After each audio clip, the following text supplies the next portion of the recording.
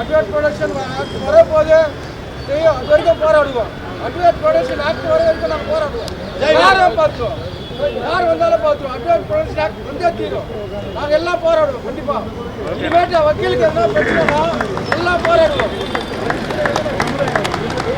Okay sir, thank you sir. உச்சநீதிமன்ற உயர்நீதிமன்ற நீதியரசர்கள், மூத்த இளைய வழக்கறிஞர்கள், வழக்கறிஞர் மாணவர்கள், பத்திரிகை நண்பர்கள் அனைவருக்கும் என்னுடைய பணிவான வணக்கத்தை தெரிவித்துக் கொண்டு, about myself M V Satish. நான் எம்ஹெச்ஏவுடைய இசி மெம்பராக இருக்கேன், எக்ஸிக்யூட்டிவ் கமிட்டி மெம்பராக இருக்கேன். All India seats of Ambedkar advocate அசோசியேஷனுடைய நேஷனல் செக்ரட்டரியாக இருக்கேன். இப்போ இன்றைய தினம் பாபா சாஹிப் அம்பேத்கர் அவர்களுடைய ஐயாவுடைய 69வது நினைவு தினம். இந்த நினைவு தினத்தை அன்று நாங்கள் அனைவரும் அத்துணை வழக்கறிஞர்களும் ஒன்றாக சேர்ந்து chief justice of Tamil Nadu and ஒட்டுமொத்த லாட்சிப்போடு போய் அவருக்கு மரியாதை செலுத்தினோம். இன்றைய தினம் மாலை அணிவித்து மலர் வளையம் அளித்து அவரை மரியாதை செலுத்தினோம். அம்பேத்கர் ஐயாவுடைய ஐடியல் அண்ட் ஃபிலாசபியை நாங்கள் ஃபாலோ பண்ணிட்டு இருக்கோம். இன்றைக்கி இருக்கிற ஒட்டுமொத்த வழக்கறிஞர்கள் இன்றைக்கி அந்த கருப்பு கோட் போட்டுட்ருக்கோம். லார்ட்ஷிப் மேலே உட்காந்து அங்கே நீதிகள் சொல்கிறாங்கன்னா அதுக்கெல்லாம் ஒட்டுமொத்தமான காரணம் புரட்சி ஐயா அம்பேத்கர் ஐயா அவர்கள் தான்.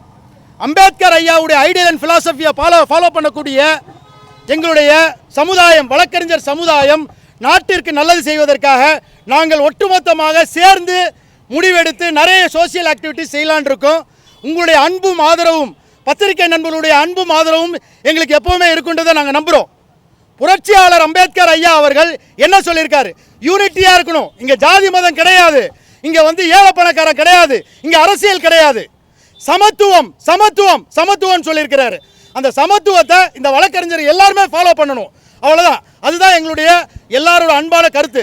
அப்புறம் ஒரு முக்கியமான விஷயத்தை நான் உங்கள் எல்லாருக்கும் சொல்லணும்னு விரும்புகிறேன். இன்றைய தினம் இதை நாங்கள் வழக்கறிஞர் எல்லாம், தமிழகத்தில் இருக்கும் ஒட்டுமொத்த வழக்கறிஞர்களும், அகில இந்தியாவில் இருக்கும் ஒட்டுமொத்த வழக்கறிஞர்களும் ரொம்ப வருத்தமான நிகழ்வு, ரொம்ப ப்ரூட்டல் மர்டர் ஒன்று நடந்திருக்கு. அந்த ப்ரூட்டல் மர்டரை இன்னைக்கு நான் உங்கள் எல்லார் முன்னாடி சொல்லணும்னு விருப்பப்படுறேன். அதாவது கவர்மெண்ட் ப்ளீடரை அவருடைய அலுவலகத்தில் வெட்டி கொண்டிருக்கிறாங்க. இதுக்கு யார் உடந்தை அப்படின்ற இன்வெஸ்டிகேஷன் போலீஸ் பண்ணிட்டு இருக்காங்க, சந்தோஷம். ஆனால் அட்வொகேட்டை நீங்கள் மர்டர் பண்ணுறீங்களே, உங்களுக்கு எல்லாம் மனசாட்சியே இல்லையா? மக்களுக்கு பாதுகாப்பு கிடையாது, பெண்களுக்கு பாதுகாப்பு கிடையாது, வழக்கறிஞருக்கு பாதுகாப்பு கிடையாது, பாதுகாப்பு சட்டமும் கிடையாது. உங்களுடைய வழக்கறிஞர் எங்களுக்கு ஜாதி மதம் கிடையாது, எங்களுக்கு அரசியல் கிடையாது. அவர் திமுக வழக்கறிஞரா, அண்ணா திமுக வழக்கறிஞரா, இல்ல சீமான் கட்சி வழக்கறிஞரா, இல்ல விஜய் கட்சி வழக்கறிஞரெல்லாம் கிடையாது. நாங்க வழக்கறிஞர் சமுதாயம் எல்லாம் ஒரே கம்யூனிட்டி தான். நாங்க வழக்கறிஞர் கம்யூனிட்டி தான். எதுக்காக அந்த கொலை நடந்தது, ஏன் அந்த கொலை நடந்தது, என்ன கவர்மெண்ட் இன்வெஸ்டிகேஷன் பண்ணிட்டு இருக்குன்றது தெரியல. இன்னைக்கு கவர்மெண்ட்ல இருக்க வழக்கறிஞருக்கு இந்த நிலைமைன்னா நாங்கள் தமிழ்நாட்டில் இருக்க எல்லா அட்வொகேட்ஸும் போராடிட்டு இருக்கிறோம். அட்வொகேட் ப்ரொடெக்ஷன் ஆக்ட் வேணும்னு போராடிட்டு இருக்கிறோம். ஏதாவது நடந்த பாடு இருக்கா? கவர்மெண்ட் ஏதாவது செஞ்சிருக்கீங்களா? ஏதாவது இம்ப்ளிமெண்ட் பண்ணியிருக்கீங்களா? ஏதாவது நடவடிக்கை எடுத்திருக்கீங்களா? எதுவுமே கிடையாது. இன்னைக்கு உங்களுடைய கவர்மெண்ட் பீரியட்கே நடந்திருக்கு. இனி என்ன பண்ண போறீங்க? இன்னும் பார்த்துட்டு வேடிக்கை தான் பார்க்க போறீங்களா? நாளைக்கு நம்ம வீட்டில் நடந்தால் தான் நீங்கள் பொங்கி எழுவீங்களா? நம்ம வீட்டில் கவர்மெண்ட்ல இருக்கிற சீஃப் மினிஸ்டர் வீட்லயோ இல்ல ஒரு உங்களுடைய மந்திரிகள் வீட்லயோ ஒரு கொலை நடந்தா நீங்க இப்படி இருப்பீங்களா? என்கவுண்டர் பண்ணுவீங்களா? எல்லாரும் என்கவுண்டர் பண்ணுவீங்களா? இன்னைக்கு சாதாரண கான்ஸ்டபிள், ஒரு கான்ஸ்டபிளுக்கு ஒரு பிரச்சனைனா கமிஷனர் பொங்கி எழுறீங்களா, டிஜிபி பொங்கி எழுறீங்களா? ஆனா வழக்கறிஞர் நாங்களா கிள்ளிக்கிறியா? நாங்களா constitution pillars, we are all constitution pillars. அதனால இந்த வழக்கை துரிதமா செயல்பட்டு அவங்களுக்கு கடுமையான நடவடிக்கை எடுக்கணும். அவங்க மேல கடுமையான நடவடிக்கை எடுக்கணும். நடவடிக்கை எடுக்கலாட்டி உச்சகட்ட போராட்டம் தமிழகம் முழுமையா இந்த எம்எச்ஐ இன்சிஸ்ட் பண்ணோம். இந்த all India seats of advocate association insist பண்ணி மிகப்பெரிய போராட்டத்தை நாங்கள் செய்வோம். அதில் மாற்று கருத்தே கிடையாது. எதுக்கும் ஒரு லிமிட் தான் சார் இருக்கு. சார் முதல்ல வருஷத்துக்கு ஒரு கொலை நடந்துட்டு இருந்தது சார். இன்னைக்கு வார கொலை நடக்குது சார், அட்வொகேட் கொலை. சார் நாங்கள் ஏன் சார் ப்ரொடெக்ஷன் கேட்குறோம்? அட்வொகேட் ப்ரொடெக்ஷன் ஆக்ட் எதுக்கு சார் கேட்குறோம்? எதுக்கு கேட்குறோம் சொல்லுங்க சார். சார் புரட்சி தலைவி அம்மா இருந்தப்ப யாராவது பொதுமக்கள் பாதுகாப்பு கேட்டாங்களா? யாராவது பெண்கள் பாதுகாப்பு கேட்டாங்களா? யாராவது அட்வொகேட் பாதுகாப்பு கேட்டாங்களா? ஏன்னா லீடர் சரியா இருந்தாங்க, எந்த பிரச்சனையும் இல்லை நாட்டில். அதுக்கப்புறம் அதிமுக ஆட்சி வந்தது, பாதுகாப்பே கிடையாது, குப்பை. அதுக்கு அடுத்தது திமுக ஆட்சி. இந்த செகண்ட் வரைக்கும் எத்தனை அட்வொகேட் சார் செத்துட்டு இருக்கான்? எவ்வளோ நாள் சார் நாங்கள் பொறுமையாக இருக்க முடியும்? சார் என்ன தேடி எம்எல்ஏ எஃப்ஐஆர் போட்டு வெறி பிடிச்சி செயல்படுறீங்களா? பிபிங்களா வானத்துக்கு பூமிக்கு எகிரி குதிரீங்களா? பிபிலாம் கத்துறீங்களா? இன்னைக்கு உங்க சக பிபி வந்து அவன் இன்னைக்கு பாதிக்கப்பட்டிருக்கிறான். இன்னைக்கு சக பிபி பாதிக்கப்பட்டிருக்கிறான். ஏன் சார் பிபிஸ் எல்லாம் இன்னும் குரல் கொடுக்கல? ஏன் சார் பார் கவுன்சில் குரல் கொடுக்கல? ஏன் சார் இன்னைக்கு எம்பிஏ குரல் கொடுக்கல, எம்எச்ஏ குரல் கொடுக்கல? ஏன் சார் தலைவர்கள்லாம் குரல் கொடுக்கல? சார் இன்னைக்கு வந்து நீங்க தென்காசியில் நடந்தா தென்காசி வழக்கறிஞர் போராட்டமா? ஏன் சார் நம்மளால பயந்துருக்கணும்? அவனுக்குன்னு பிரச்சனை வந்தால் தான் நம்ம வெளியில் வரணுமா? ஏன் சார் போலீஸ்காரன் ஒரு கவர்மெண்ட் சேலரி வாங்குற அவங்களுக்கே இவ்வளோ ஒரு ஒற்றுமை இருந்ததுன்னா வழக்கறிஞருக்கு ஏன் சார் இந்த ஒற்றுமை இல்லை? வழக்கறிஞருக்கு இந்த ஒற்றுமை இல்லை. வரணும் சார், எல்லா வழக்கறிஞரும் ஒன்றா சேரணும் சார். நம்மளாம் ஒன்றா சார். இதில் நான் வந்து பேசுறதுல எந்த ஸ்டண்ட்டும் கிடையாது, எந்த பாலிடிக்ஸும் கிடையாது, எந்த ஜாதியும் கிடையாது. இது வந்து அநீதிக்கு நடக்கப்பட்ட இந்த விஷயத்தை ஒட்டுமொத்த தமிழக வழக்கறிஞர் சமுதாய சார்பாக நான் பேசுகிறேன் சார். என்னத்துக்கு எனக்கு ஏதாவது ஒரு பிரச்சனைனா எனக்கு எல்லா சமுதாயம் இருக்குது சார், எனக்கு வழக்கறிஞர்கள் இருக்காங்க சார், எனக்கு யாரை பற்றி பயல சார். நான் இறைவனை நம்புகிறேன் சார். சார் ஒரு விஷயம் நான் சொல்கிறேன் சார், நல்லா புரிஞ்சுக்க சார். ஒரு 2 விஷயத்தை இந்த பத்திரிகை சந்திப்பின் மூலியமாக நான் சொல்லணும்னு விருப்பப்படுறேன். ஒன்று வந்து துப்புரவு பணியாளர்கள் சார். துப்புரவு பணியாளர்கள் என்ன சார் பண்ணாங்க?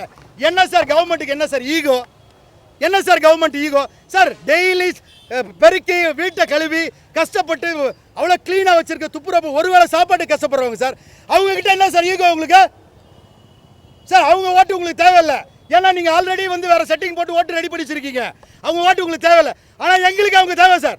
துப்புரவு பணியாளர்கள் எங்களுக்கு தேவை சார். அவங்களை திருப்பி ரீப்ளேஸ் பண்ணுங்க, அவங்களுக்கு திருப்பி பிளேஸ்மெண்ட் கொடுங்க, அவங்களுக்கு நல்ல சலுகை கொடுங்க. அதுவும் இந்த வழக்கறிஞர் சமுதாயம் இன்சிஸ்ட் பண்ணுது சார். இந்த வழக்கறிஞர் சமுதாயம் இன்சிஸ்ட் பண்ணுது சார். அப்புறம் ஒரு முக்கியமான விஷயம் சார், வழக்கறிஞருக்காக லார்ட்ஷிப்ஸ் அண்ட் வந்து ஒரு பெரிய ஒரு லார்ட்ஷிப் மட்டும் இல்லாமல் நீங்கள் வந்து வழக்கறிஞர்களுடைய பாதுகாப்புக்காகவும் வழக்கறிஞருக்காகவும் நீங்கள் வந்து ஒரு சில விஷயங்கள்லாம் பண்ணியிருக்கீங்க. அதாவது லா மினிஸ்டரும் சரி, அதாவது பிரின்சிபல் செக்ரட்டரிஸும் சரி, நீங்களாம் டிசைட் பண்ணி இந்த ஆன்லைன் ப்ரொசீடிங்ஸ் எடுத்துகிட்டு வந்திருக்கீங்க சார். இந்த ஆன்லைன் ப்ரொசீடிங்ஸ் எடுத்து வந்து நல்ல விஷயம்தான். ஆன்லைன்னாலே நல்ல விஷயம்தான். ஸ்பீடாக பண்ணதான் நீங்களாம் ஒரு இன்சிஸ்ட் பண்ணி அதை கொண்டு வந்திருக்கீங்க, அதெல்லாம் தவறாக சொல்ல.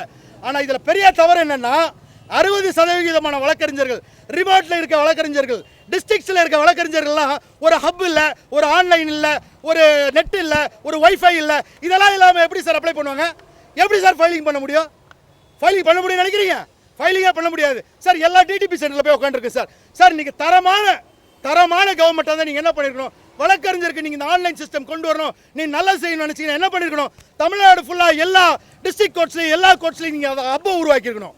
அந்த ஹப்பை உருவாக்கி அங்கே ஃபைல் பண்ணணும். எல்லா அட்வொகேட் அந்த டிஸ்ட்ரிக்ட் கோர்ட்டில் அங்கே போய் ஃபைலிங் பண்ணுங்கன்னு சொல்லணும். அந்த ஈசி சிஸ்டமை நீங்கள் கொண்டு வந்திருக்கணுமா? படிப்படியாக தானே சார் கொண்டு வரணும். எடுத்ததுமே எங்களை திரிச்சு நாங்கள் வாங்குறது 500 ரூபா ஃபீஸு.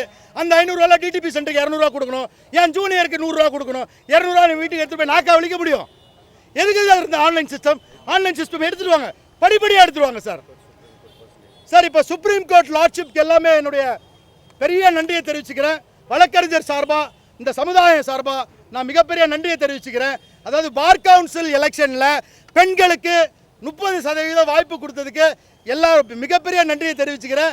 இது வந்து பெரிய ஒரு புரட்சி சார். சார் அன்னைக்கு அம்பேத்கர் ஐயா அவர்கள் 100 வருஷம் 200 வருஷம் தாண்டி ஒரு மிஷனை செட் பண்ணார். இப்படி தான் இருக்கும் சமுதாயம், இப்படி தான் கான்ஸ்டிடியூஷன் ஆக்ட் இருக்கும், இப்படி தான் வந்து அந்த இன்ட்யூஷனை அவர் மனசில் தோணுன இன்ட்யூஷனை ஒரு ரெப்ரஸன்டேஷனாக ஒரு கான்ஸ்டிடியூஷன் ஆக்டாக நம்மளுக்கு கொடுத்துருக்காரு. அதான் சார் இன்னைக்கு காலகட்டத்தில் நடந்துகிட்டு இருக்கு. அது ரொம்ப சந்தோஷமாக இருக்குது சார். சுப்ரீம் கோர்ட் லாட்ஷிப் அதை இம்ப்ளிமெண்ட் பண்ணுறது அம்பேத்கர் ஐயாவை பார்க்குற மாதிரி இருக்குது sir. Supreme court lordship sir, எல்லா சுப்ரீம் கோர்ட் லாட்ஷிப்ஸ்க்கும், ஆனரரி சுப்ரீம் கோர்ட் லாட்ஷிப்ஸ்க்கு எல்லாருக்கும் நன்றி தெரிவிச்சுக்கிறேன் சார். சார் ஆஸ் ஏ அட்வொகேட்டா நான் ஒரு ஹம்பிள் சப்மிஷன் சொல்கிறேன் சார். ரொம்ப வந்து ஒரு ரொம்ப தாழ்மையோட நமது ஹைகோர்ட்டில் இருக்கிற ஒட்டுமொத்த லார்ட்ஷிப்ஸ்க்கு என்னுடைய வேண்டுகோள் என்னன்னா, சார் நீங்கள் கவர்மெண்ட்டை பார்க்காதீங்க, லார்ட்ஷிப் நீங்கள் கவர்மெண்ட்டை பார்க்காதீங்க, நீ யார் சீஃப் மினிஸ்டராக வர போகிறாங்கன்றது பார்க்காதீங்க, நீங்கள் எதையுமே பார்க்காதீங்க. நூற்றுக்கணக்கான வழக்குகளை நீ எடுத்து டெய்லி பார்த்துட்டு இருக்கீங்க, நூற்றுக்கணக்கான வழக்குகளுக்கு நீங்கள் நீதி கொடுத்துட்டு இருக்கீங்க. 70 லார்ட்ஷிப்ஸ் இருக்கீங்க, ஹானரரி லார்ட்ஷிப்ஸ் 70 லார்ட்ஷிப்ஸ் இருக்கீங்க. இந்த தமிழகம் நல்லா இருக்கும்னு நினச்சிங்கன்னா, இந்த தமிழக பாரம்பரியம் ட்ரெடிஷன் எல்லாம் உலக தமிழ் மக்கள் எல்லாம் விரும்புகிறான் சார். எல்லாம் இங்கே வரான் சார், இந்தியாவுக்கு வரான் சார், தமிழ்நாட்டுக்கு வரான் சார், இந்த ட்ரெடிஷனை பாராட்டுறான் சார். சார் லார்ட்ஷிப் எல்லாம் நீங்கள் எல்லாம் வந்து உண்மையாகவே இந்த தமிழக இந்த தமிழக மக்களுக்காக நீங்கள் இருக்கீங்க சார். நம்பிக்கை இருக்குது சார். கவர்மெண்ட் மேலே நம்பிக்கை இல்லை சார், உங்கள் மேலே நம்பிக்கை இருக்குது. நீங்கள் ஒவ்வொரு லார்ட்ஷிப்பும் ரெண்டு கேஸ் சோமோட்டோவாக எடுங்க சார். 2 கேஸ் சோமோட்டோ, 100கணக்கான கேஸ் பார்க்குறீங்க சார். நீங்கள் ஜட்மெண்ட் சொல்கிறீங்க சார். 2 கேஸ் எடுங்க சார். 70 லார்ட்ஷிப், 140 கேஸ், மாதம் 140 கேஸ். எலைட் எக்ஸலண்ட், நீங்கள் ஆர்டர்ஸை கொடுங்க சார். சார் ஒரு வருஷத்தில் தமிழக சார் இந்த இந்தியாவே மாற்றிடலாம் சார். நீங்கள் இதுக்காக வந்து கவர்மெண்ட் எதிர்பார்க்காதீங்க சார். நீங்களாம் சார் நாங்கள் உங்களை லார்ட்ஷிப்னு எது கூப்பிட்றோம், உங்களையே கடவுளேன்னு கூப்பிட்றோம். சொல்லுங்கள் பார்ப்போம், உங்களை கடவுளாக நினைக்கிறோம், கடவுளாக நம்புகிறோம். லார்ட்ஷிப்பால் மட்டும்தான் நல்லது செய்ய முடியும் சார். சார் நீங்கள் வந்து லார்ட்ஷிப் சார், நீங்கள் எல்லாருமே வந்து 2 வழக்கு கம்ப்ளீட்டாக எடுத்து 140 வழக்கு எவ்ரி மந்த்து யுனானமஸ் ஆர்டர்ஸை கொடுத்து இந்த மக்களை, இந்த சமுதாயத்தை நீங்கள் காப்பாற்றணும் சார். இது எங்களுடைய தாழ்மையான வேண்டுகோள் சார். சார் புரியல சார். இதாவது நான் வந்து இதுக்கு முன்னாடி பேசின 3-4 ப்ரெஸ் மீட்ஸில் கவர்மெண்ட் சைட்லேருந்து எனக்கு நிறைய ப்ரெஷர் வந்தது. கவர்மெண்ட் சைடில் என்ன ப்ரெஷர் வந்ததுன்னா, உடனே அவர் மேலே எஃப்ஐஆர் போடுங்க, உடனே அவருக்கு ப்ரீவியஸ் வழக்கெல்லாம் என்ன இருக்குன்னு பாருங்கள், எல்லாம் வந்து பழைய இதை தட்டுங்க சார். இன்னைக்கு வேகமாக இருக்க மேலே தான் சார் வழக்கு வரும் சார். வேகமாக இருக்க மேலே வழக்கு வரும் சார். எந்த வழக்கு வந்தாலும் ஃபேஸ் பண்ணுவோம் சார். சார் இங்கே பாய போட்டு படுத்து கோர்ட்டில் டெய்லி கேஸ் போய் எங்கள் கேஸாக ஜெயிப்போம் சார். அந்த அளவுக்கு லார்ட்ஷிப் இருக்காங்க, அந்த அளவுக்கு பிபிஸ் இருக்காங்க, அந்த அளவுக்கு அட்வொகேட்ஸ் இருக்காங்க சார். எங்களை காப்பாற்றுறதுக்கு எங்களால் காப்பாற்றிக்க முடியும் சார். அந்த தட்டை நீங்களா எங்கே வெளி மாநிலத்தில் போய் வச்சுக்காங்க, இங்கே வச்சுக்காதீங்க சரிங்களா. அப்புறம் வந்து சார் ஒரே ஒரு விஷயம் வேறு என்ன சார், ஒட்டுமொத்த வழக்கறிஞர்களுக்கு நான் சொல்ல போகிற ஒரே விஷயம் என்னன்னா, கட்டளையிடுங்கள், காத்திருக்கிறோம்.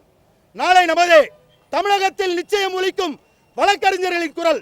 தடுக்க நினைக்கும் தீய சக்திகளை படையாக மாறி வென்றிட தயார். ஜெய் பீம்.